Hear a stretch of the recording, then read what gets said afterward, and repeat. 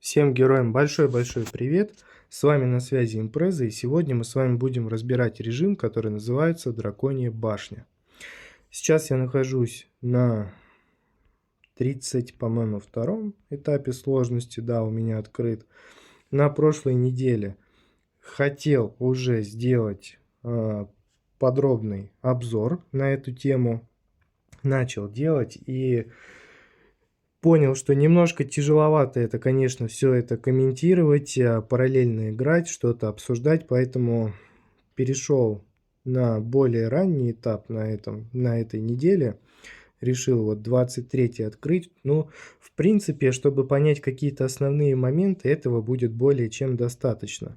Я постараюсь сейчас подсветить там какие-то основные моменты, там и по экипировке пробежимся, и по основным героям. По питомцам тоже немножко разберем. Ну и сейчас мы с вами, в принципе, все подробно и рассмотрим. Итак, давайте начнем по порядку. Какие же герои нам больше всего подходят для того, чтобы проходить этот режим? Есть такой неофициальный, скажем так, народный топ героев, который подходит для этого режима. И всех их объединяет то, что у них есть отхил. Сюда входят астральный маг, оборотень, страж щита, также подходит вождь, да и в принципе-то, наверное, и все. Может быть, я, конечно, кого-то и забыл, но это вот у нас получается такие основные герои, которые именно вот подходят для этого режима.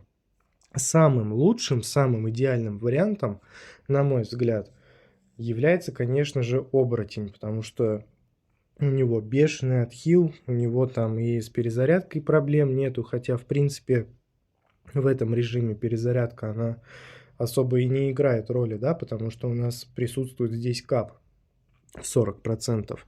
Ну и, соответственно, он быстро всех убивает, и у него там бешеный отхил идет, то есть он множество ошибок, он просто их прощает.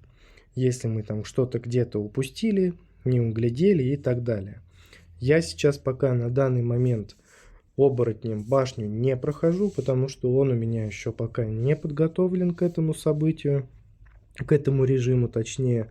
Мне нужно его еще немножко подраскачать, и уже все в принципе должно будет получаться. Вот сейчас на данный момент я прохожу именно астральным магом.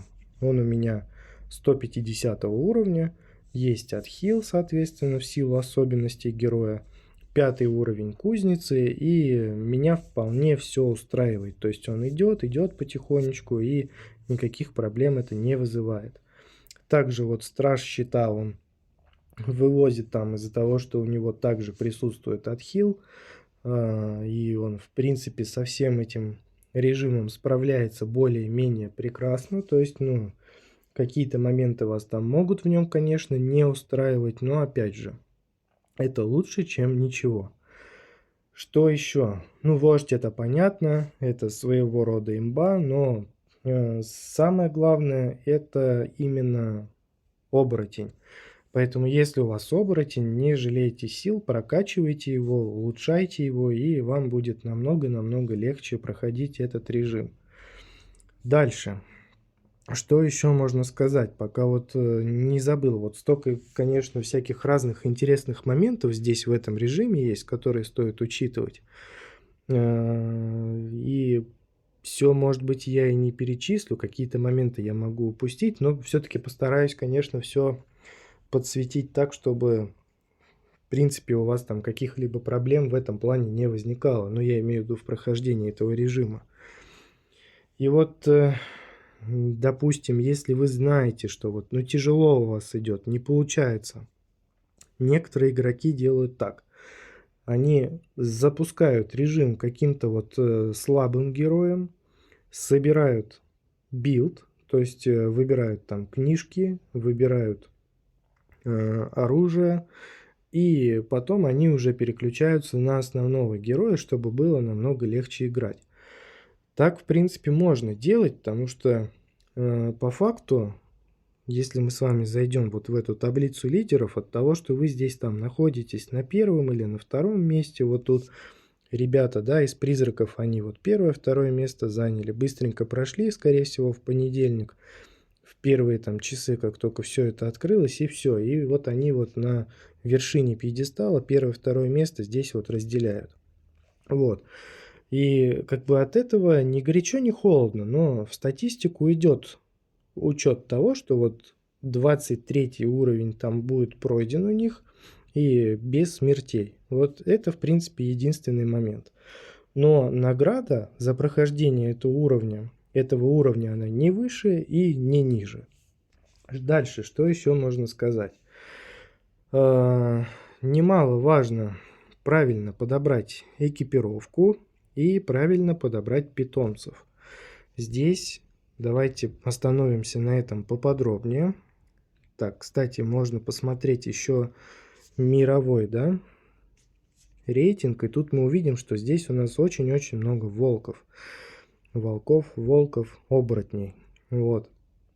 И мы с вами видим, что волк у нас занимает лидирующие позиции, и в принципе вот они, основные герои, которых я вам озвучил, они здесь у нас и мелькают. То есть это Страж Щита, тут даже Темный Паладин засветился, но скорее всего это уже просто добивал, потому что 2 смерти есть. Вот, это Страж Щита, это Оборотень, это Астральный Маг здесь периодически бывает, и вот, и Вождь. Ну, Вождь, кстати, редко тут попадает, но в любом случае вывод здесь один, что Оборотень это самый такой идеальный герой, который подходит для этого режима. Дальше, по экипировке. Тут, в принципе, сложного ничего нет. Все вполне легко можно объяснить. И вот мы сегодня с ребятами тоже из Альянса очень много на эту тему разговаривали, там обсуждали. Какие-то споры у нас возникали, небольшие там о чем-то, вот какие-то мысли, вот в тупик даже пару раз зашли. В общем, суть в чем? В чем вот я точно уверен, вот что здесь нужно. То есть, в первую очередь, да, это у нас получается сапоги волшебника. Они нам нужны для того, чтобы мы с вами с карты собирали опыт каждые 10 секунд и, соответственно, быстрее прокачивали нашу с вами сборку. Здесь все понятно. Дальше. Доспехи рейнджера. Они нам нужны из-за того, что у нас добавляются 2 дополнительных обмена за забег.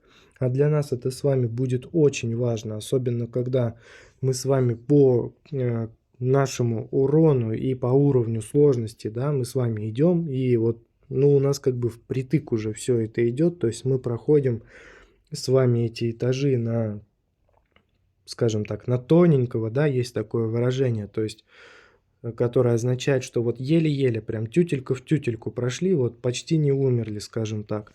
Нам вот этот вот параметр, плюс 2 дополнительных обмена за забег, он нам очень сильно поможет. Потому что в первую очередь наша с вами задача в башне взять книгу брони и ледяной посох. Все это нужно для того, чтобы себя просто защитить. Наша задача просто выжить.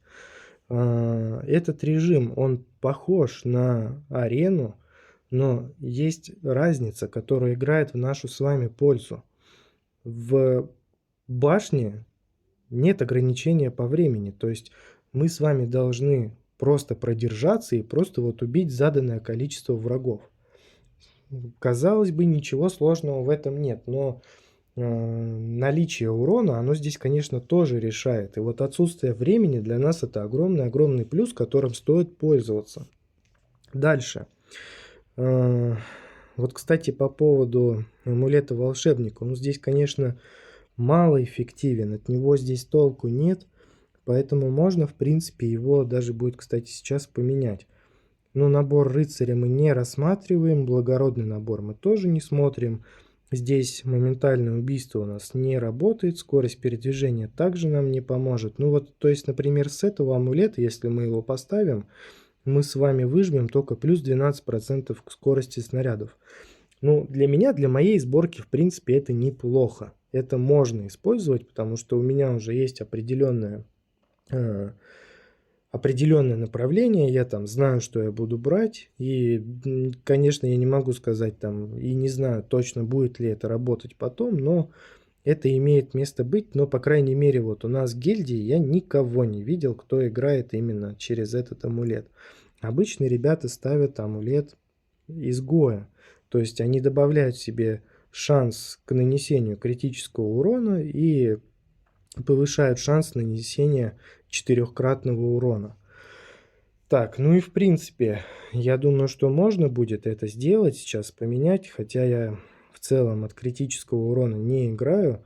Набор рыцарей я тоже не рассматриваю, хотя он на первый взгляд кажется каким-то вот таким более-менее, ну скажем так, ниже среднего, подходящим для этой сборки. Может быть, он даже и лучше будет, чем амулет волшебника, но все же. Ладно, давайте поставим его сейчас. Пусть у нас чуть-чуть вот так вот сборка поменяется. Хотя я, в принципе, не заморачиваюсь. Вот играю как есть. Полный маг и все. Дальше, что у нас по шапке? Шапка у меня стоит волшебника, то есть я прибавляю 25% к длительности статус эффектов. Это позволяет дольше удерживать мобов в замороженном состоянии, там, в горячем состоянии и так далее. То есть для меня это по факту повышение урона. Плюс я играю астральным магом, длительность ему нужна, и тут в целом для меня это наиболее подходящий вариант. Здесь, кстати, перчатки волшебника. Можно использовать их, можно использовать перчатки изгоя для того, чтобы наносить также больше урона. Если мы их с вами откроем, то мы увидим, что здесь у нас повышается немножко уклонение, но опять же нужно этот параметр делить, потому что уклонение там оно порезано. Но вот этот параметр нам добавляет большой процент к шансу нанесения четырехкратного урона. Тут, в принципе, все нужно настраивать как бы из каких-то ваших личных предпочтений. У вас есть определенная сборка книг, которую вы любите. У вас есть определенный ряд открытых оружий.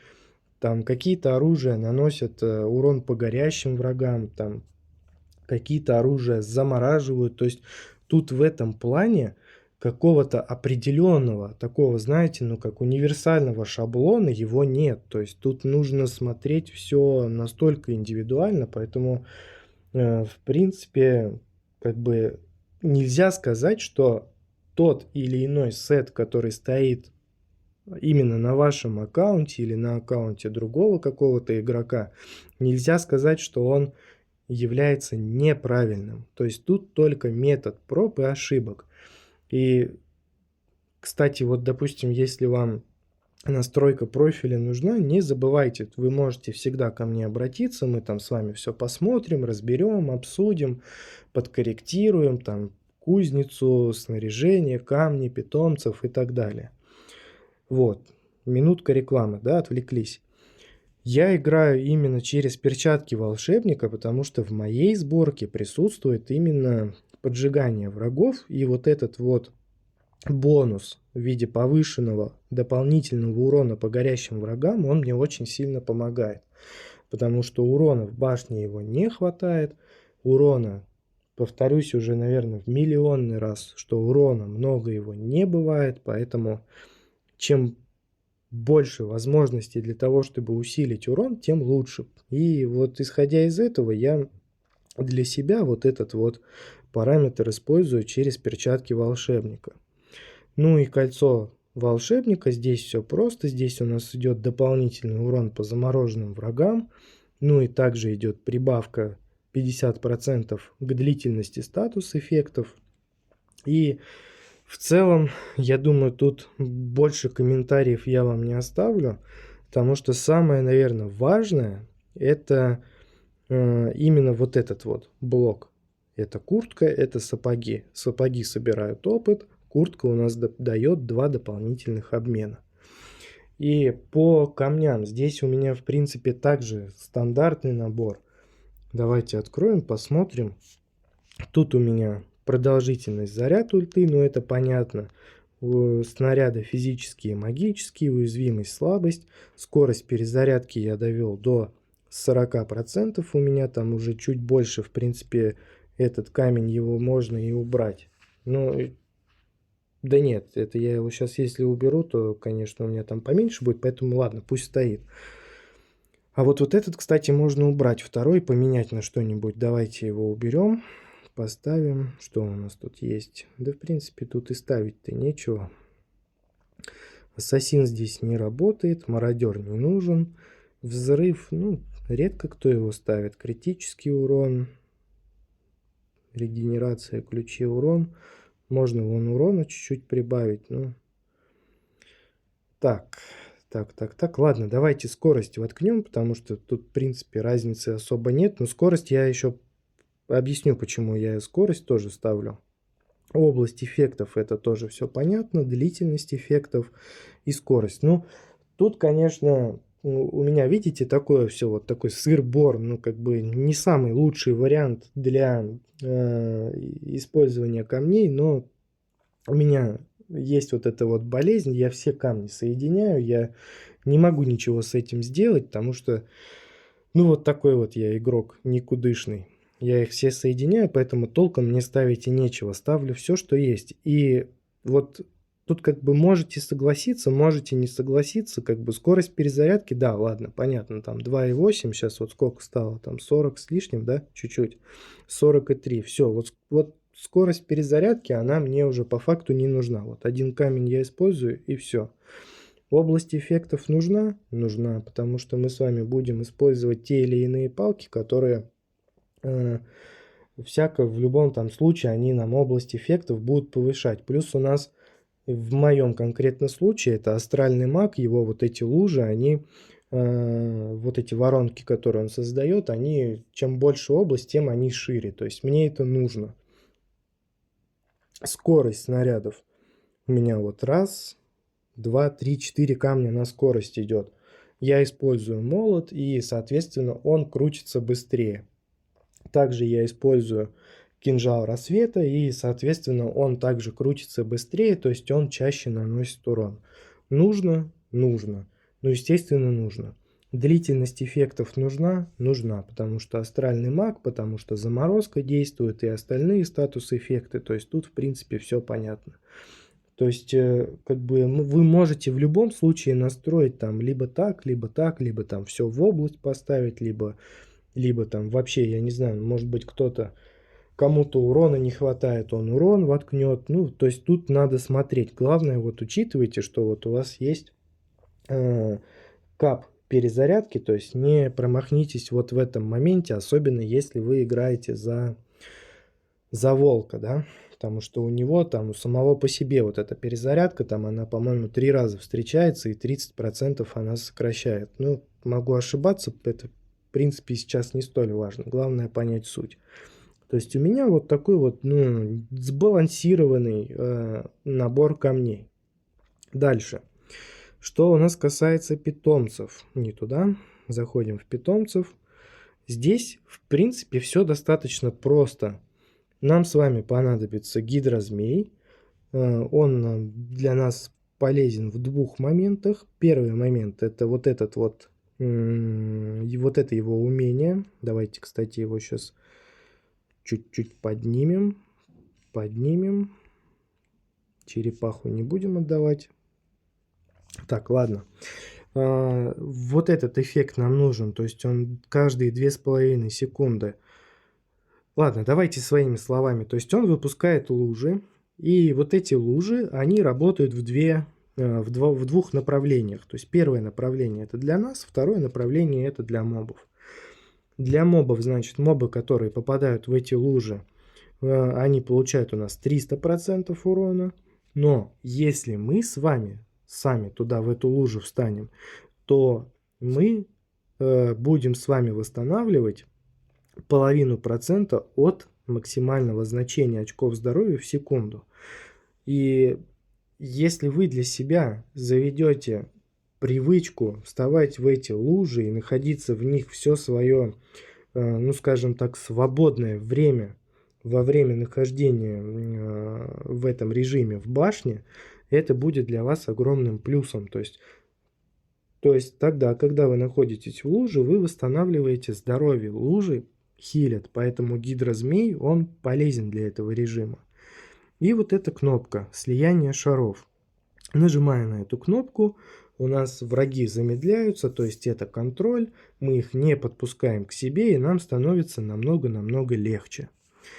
Так, теперь давайте перейдем к пассивным питомцам. Здесь у меня стоят две улитки, они нам нужны для того, чтобы у нас была прибавка в виде 15% к здоровью от каждой улитки. Цвет улитки не важен, они одинаковые, главное, чтобы они были разные. То есть две синих сюда поставить не получится, поэтому ставим и прокачиваем разноцветных. Ну, даже если, в принципе, вы там прокачаете две одинаковые, невелика потеря, монет на это много не уйдет, потому что улитку прокачать не нужно много для этого денег, то есть в этом плане страшного ничего нет. Это, конечно, еще учитывайте тот момент, что вот такая сборка по питомцам, она актуальна в том случае, если у вас этого урона мало, поэтому ставьте именно вот такую сборку. Если вы считаете, что урона у вас более чем предостаточно, вы можете использовать стандартный набор питомцев. Здесь в этом плане ничего такого страшного, критичного нет. Идеальным вариантом, конечно, является лиса, то есть можно использовать лису, там пассивные питомцы тоже там ставьте либо улитки, либо что там у вас есть в зависимости от наличия. Вот, ну, если вы поставите гидрозмея и две улитки, вы, конечно же, не ошибетесь. Дальше, что у нас, в принципе, еще? Ага, да, есть еще один момент, который я забыл, и вот сейчас его вспомнил. Вот у меня сейчас стоит 720, да, мифическое снаряжение. Если у вас героическое и у вас 800 шмот, да, то здесь, конечно же, шляпа волшебника, она будет актуальна, потому что будут выпадать вот эти метеоры, и они будут наносить вот эту вот огромную цифру урона, огромное число.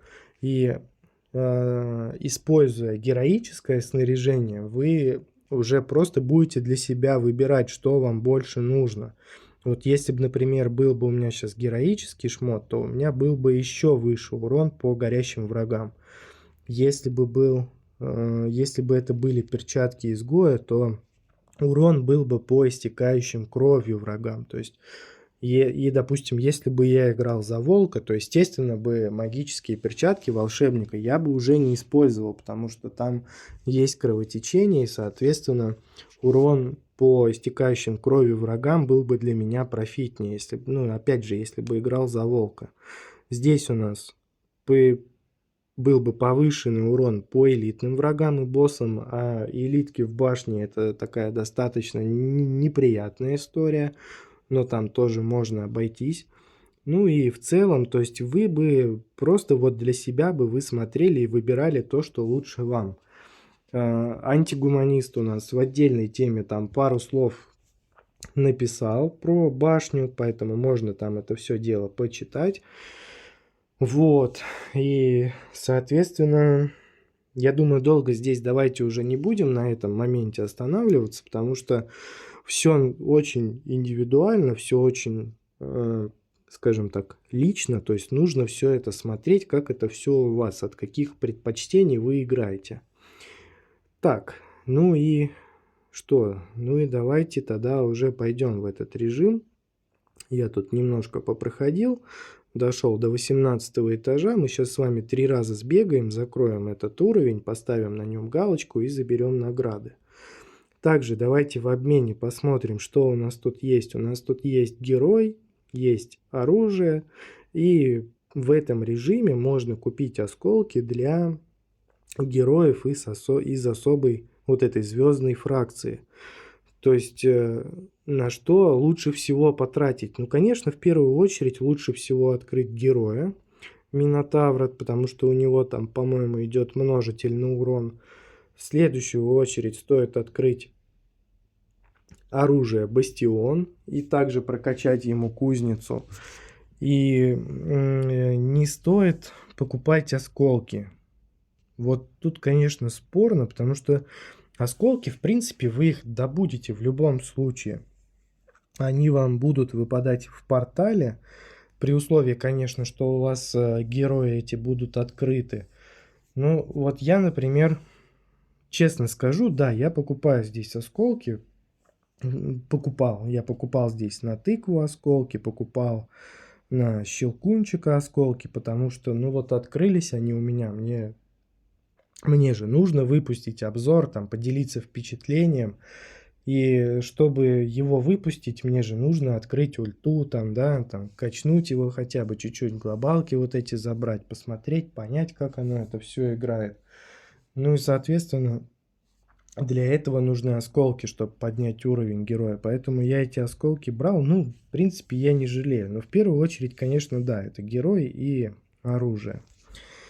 Так, все, здесь давайте больше не будем останавливаться. И так уже 26 минут мы вместе с вами. И давайте пойдем вот сюда. И вот сразу первый такой момент, который стоит учитывать, когда начинается бой, мы с вами сразу же стараемся бежать в левый верхний угол. Вот сейчас немножко не получилось туда добежать, потому что здесь вот это пламя у нас с вами крутится. И если бы его не было, я бы дальше пробежал, и все это нужно для того, чтобы обезопасить себя как минимум на две стороны. Это левая сторона и верхняя сторона. То есть там у нас угол, карта имеет ограничения, и, соответственно, с тех двух сторон мобы у нас бы на нас, они бы не выходили. Нам было бы уже легче контролировать мобов именно вот с двух направлений, с нижнего и с правого направления. Дальше. Вот у нас уже тут же открылся, скажем так, первый уровень нашей сборки. И мы с вами знаем, что в первую очередь мы должны себя обезопасить. Мы с вами берем книгу брони, либо ледяной посох. У меня выпадает книга брони, поэтому не раздумывая, я беру именно ее. Она мне поможет в том плане, что вот если кто-то до меня тут дотронется, там, достанет, мне уже будет это не так больно и не так неприятно.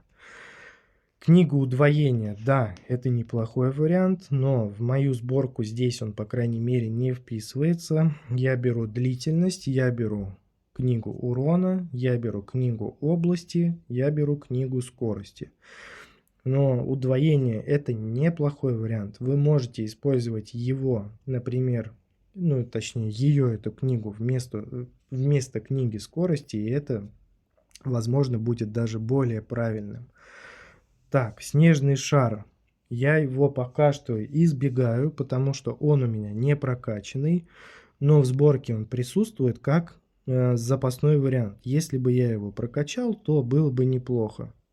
Вообще это хорошее оружие для такого режима, потому что и замораживает тех, кто долго в этой области находится, и замедляет, но замедление и замораживание у меня идет именно через другие палки.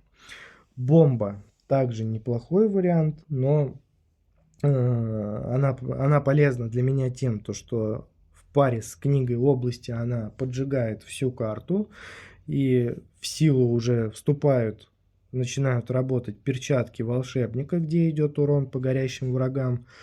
Но я и люблю использовать фиолетовый посох, потому что он и поджигает, и лучей у него много, в принципе, мне этого хватает. И также он еще и замедляет. То есть для меня показатель контроля в этом режиме, он важнее, чем показатель урона. То есть если мы с вами научимся управлять вот этим вот контролем, скажем так, контролировать мобов, то, соответственно, нам будет легче. Я сейчас жму кнопку «Обновить». И здесь я вижу книга скорости, которая мне будет полезна, и кинжал рассвета. Так, ну давайте возьмем кинжал рассвета, чтобы у нас дальние мобы тоже не скучали там, чтобы до них все это доставало. Книгу жизни можно брать и нужно брать, но если чувствуете себя легко, то в принципе можно обойтись без нее. Жалко, конечно, занимать слот и Эва, в принципе, вы разницу особо там толком-то и не почувствуете, но в целом как бы, ну, неплохой вариант. Если брать нечего, то книгу жизни можно взять. Но у меня сейчас выпала книга области, и, соответственно, воронки у меня будут уже чуть-чуть побольше. И вот сейчас я стою в луже. Вы можете наблюдать, как идет отхил, несмотря на то, что здоровье полное. Отхил идет, зеленая вот эта маленькая вспышка, она у нас означает, что процесс лечения у нас идет и он запущен. Книга скорости нужна, книга перезарядки здесь не актуальна, по крайней мере, если у вас 40% собрано, но ледяной посох брать надо, это нам нужно для контроля. Сейчас у нас мобы будут заморожены, в силу вступает уже действие кольца, магического кольца волшебника, и урон по замороженным у нас с вами идет. Итак, в принципе, по тактике все достаточно просто. Нужно вот просто глаз да глаз, нужно контролировать себя. Книга ловкости здесь не актуальна, также ее пропускаем. Карамелька, кстати, неплохой вариант, особенно в Эво. На мой взгляд, немножко такое недооцененное оружие. Именно вот в башне драконов оно может быть актуально, особенно в паре с молотом, потому что оно также имеет свойство отталкивания. Но я стараюсь его не брать. Если брать нечего и оно выпадает, то, естественно, я его возьму. Так, книга урона нам, естественно, нужна. Урон надо повышать, чтобы нам мобов было легче убивать. И вот смотрите, если, допустим, мы сейчас с вами нажмем на эту кнопку, вот кнопка питомцев, да, вот здесь внизу, мобы у нас замедляются. От вот этих вот драконов нужно также стараться уворачиваться. Нужно все это дело избегать. И сейчас мы с вами возьмем мистический посох для того, чтобы у нас был сконцентрированный урон, который в эволюции с книги длительностью, с книгой на увеличение длительности у нас с вами уже будет, получается, замедление и горение врагов. Книга жизни обсудили, удвоение обсудили. Лотос, он в принципе, ну, неплохой вариант, но также вот он в этом режиме, он, конечно, особо тут и не актуален.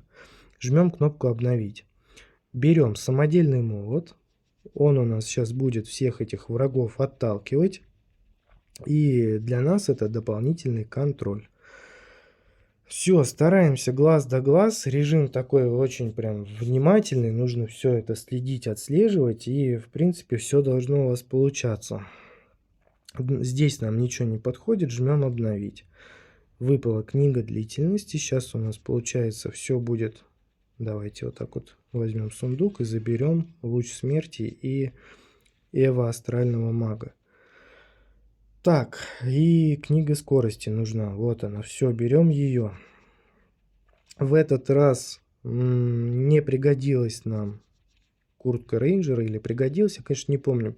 Ну, в любом случае надо ее брать, потому что не всегда все вот так вот сладко да гладко идет. Иногда бывает такая чепуха прям собирается, и играть с этой чепухой не совсем приятно. Поэтому берите куртку рейнджера, не пожалеете. Она вам очень-очень пригодится в этом плане.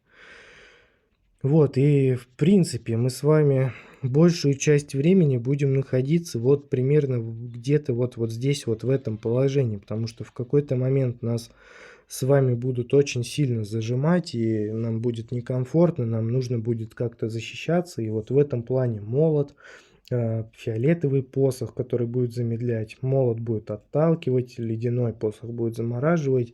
Ну а рассвет, он у нас нужен для нанесения урона. Вот здесь, в принципе, смысла нет что-то комментировать. Здесь, в принципе, все оно должно быть очевидно, все должно быть понятно, потому что Наша с вами задача здесь не нанести урон. Наша с вами задача просто выжить, просто вот проконтролировать вот этот весь процесс. Давайте пойдем дальше. У нас еще с вами будет 2 забега. И как только я их закончу, мы, в принципе, с вами запись на этом остановим.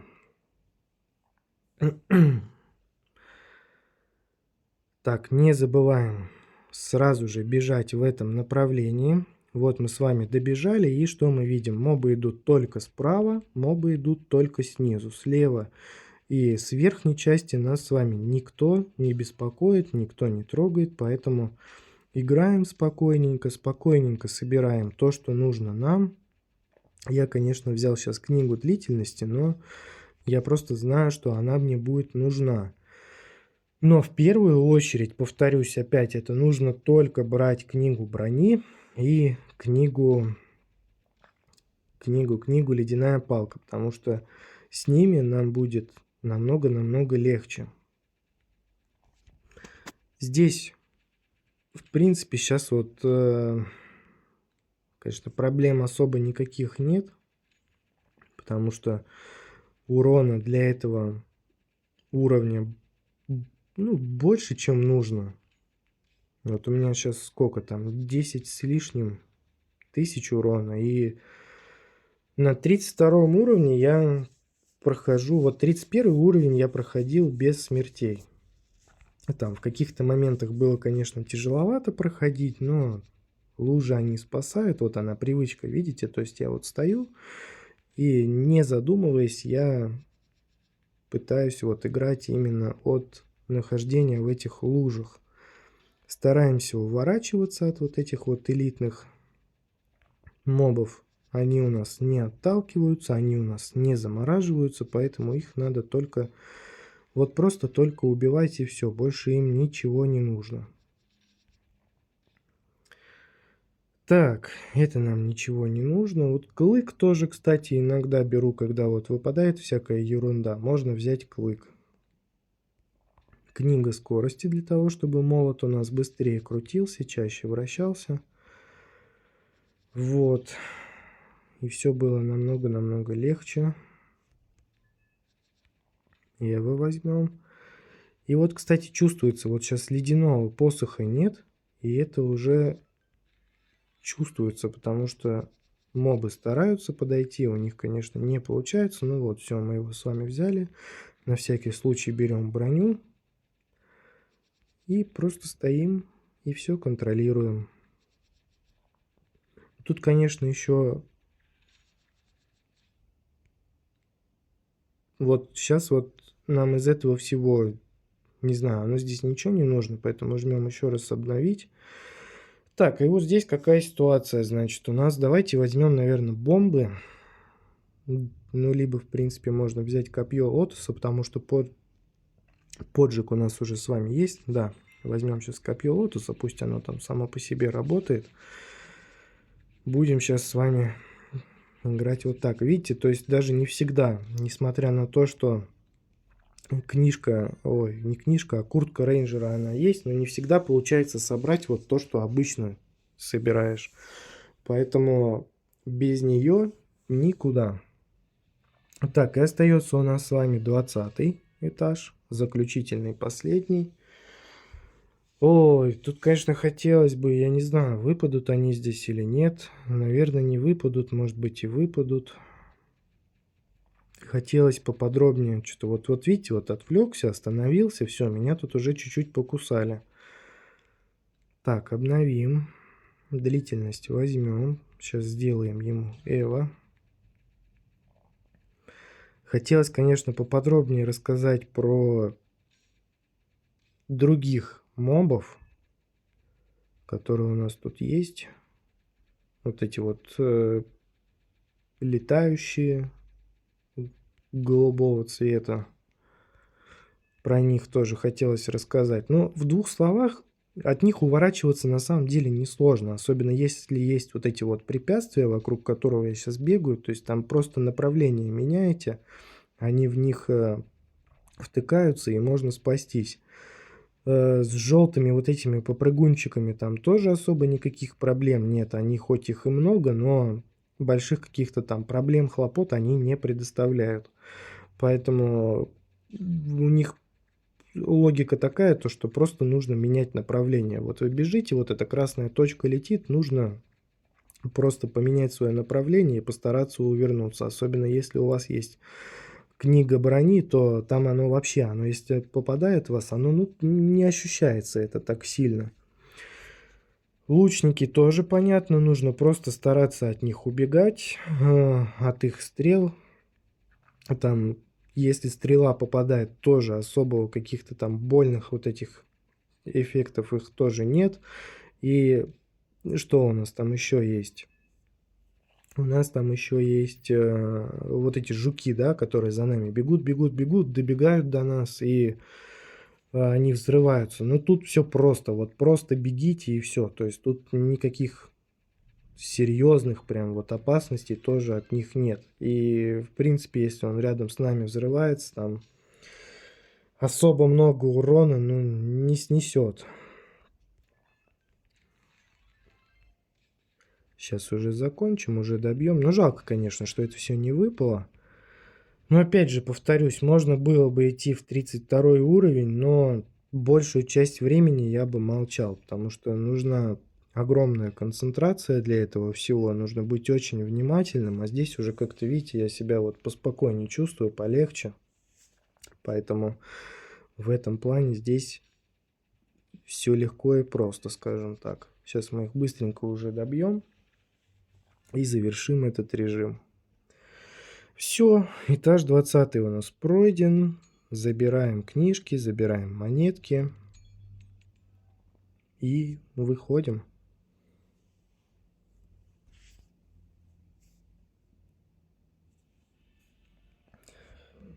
На каком мы тут? Ну, на 5-м месте, то есть на этой неделе на 23-м уровне без смертей. Вот пока что вот сейчас вот идет вторник, прошли только 5 человек. Все остальные вот ниже ребята, видите, там 1, 3, у кого-то 16 смертей. Ну, то есть кому-то, видите, пока что еще тяжеловато. Ну, вот 1 смерть. Давайте посмотрим. 1000 талантов. Героический. Ну, явно что-то сделает не так. Тут я не знаю. Давайте посмотрим здесь. Башня, башня, башня. Арена, башня. Наивысшая пройденная сложность 45. Ну, скорее всего, где-то тоже, может, там завтыкал, отвлекся и съели игрока. Ну, 45 уровень прошел, это, конечно, молодец. Так, ладно, не будем здесь уже долго все это мусолить. Вот такой вот режим, вот такой вот обзор. Надеюсь, вам это все поможет. Какие-то моменты новые для себя вы узнали. С вами был на связи Импреза. Всем пока-пока.